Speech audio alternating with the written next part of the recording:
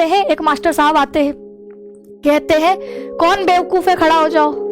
तो एक बच्चा खड़ा हो जाता है। वो कहते तुम बेवकूफ़ हो? वो कहता है नहीं सर, आप अकेले खड़े अच्छे नहीं लग रहे थे।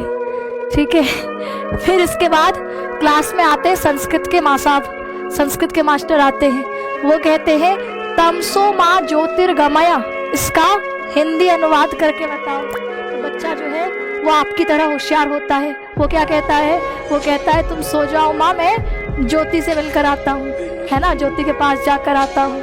फिर क्लास में आते हैं हिंदी के अध्यापक और वो पूछते हैं बताओ आमंत्रण और निमंत्रण में क्या अंतर होता है।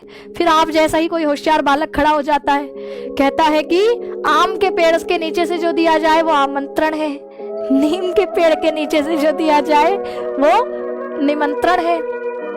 फिर आ जाते हैं हमारे गणित के माँ साहब, डार्लिंग भैया आ जाते हैं, है ना। वो कहते हैं चलो अच्छा एक सवाल का जवाब, एक सवाल पूछूंगा, कौन जवाब देगा?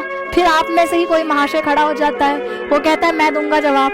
बोलते हैं अच्छा बताओ, हमने तुम्हारे पिताजी को 2000 रुपये दिए 6% ब्याज पर, तो तुम्हारे पिताजी 3 साल में हमें कितना लौटाएंगे? वो बोले जी नहीं लौटाएंगे। बोले क्यों, तुम्हारे पिताजी गणित नहीं जानते हैं? बोले माँ साहब तुम हमारे पिताजी को नहीं जानते हो भी, ठीक है, जितनों का लिया है आज तक एक का भी नहीं लौटाए हैं।